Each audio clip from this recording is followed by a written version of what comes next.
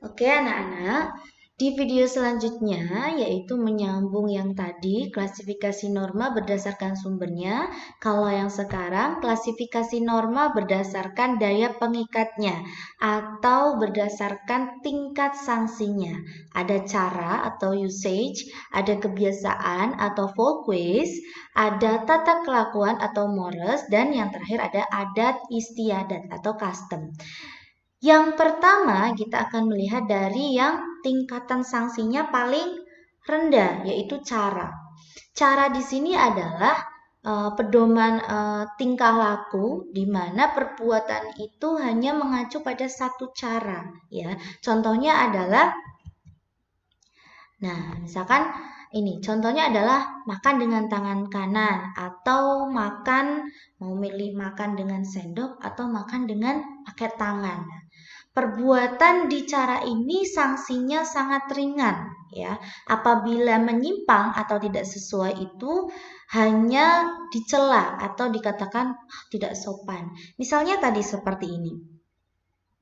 Di suatu daerah atau di suatu negara ada yang melazimkan atau sah-sah aja makan pakai tangan begitu ya. Tapi ada negara lain atau daerah lain barangkali ada yang kok makan pakai tangan, makan pakai sendok dong. Nah, seperti ini. Perbedaan ini yang jika kita berada di satu daerah yang makan pakai tangan gitu ya. Gak sopan makan pakai tangan gitu ya. Atau misalkan kita sebagai orang Islam gitu ya. Makan kita biasanya menggunakan cara makan dengan tangan kanan. Tapi ada yang makan dengan tangan kiri apalagi sambil berdiri. Nah, ini dikatakan makan kok pakai tangan kiri gitu ya. Minum kok sambil berdiri seperti itu. Itu cara ya. Selanjutnya ada kebiasaan. Nah, kebiasaan ini adalah perbuatan yang dilakukan berulang-ulang ya.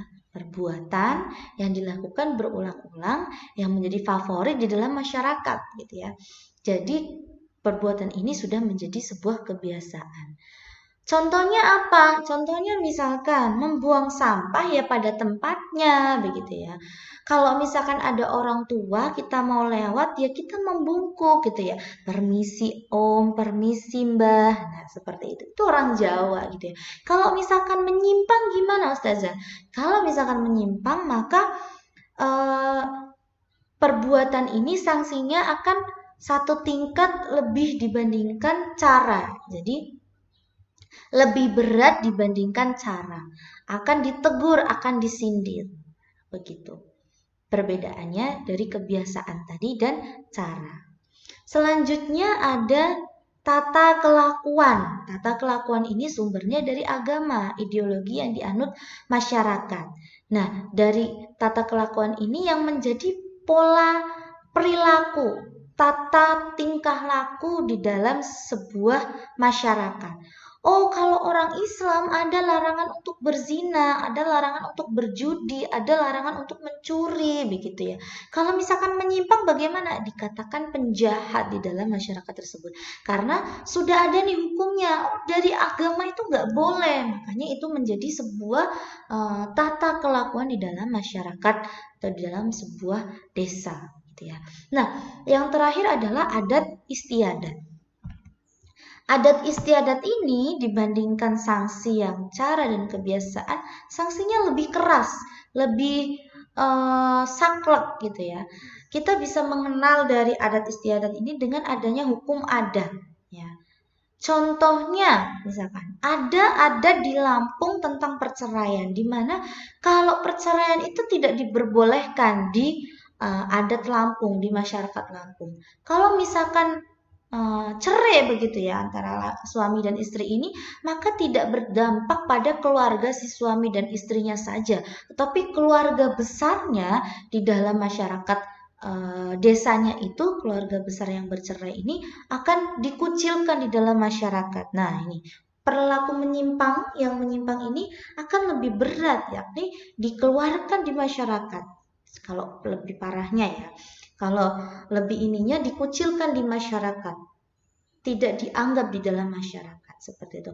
Ada juga misalkan ada yang suatu daerah begitu ya, kamu nggak boleh nikah sama orang sini karena seperti ini, adatnya seperti itu, maka tidak boleh melakukan pernikahan begitu ya.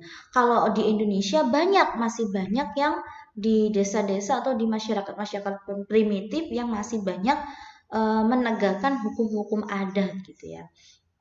Seperti itu. Jadi bagaimana sanksinya? Apakah sama daerah satu dengan daerah yang lainnya? Tidak, tentu berbeda.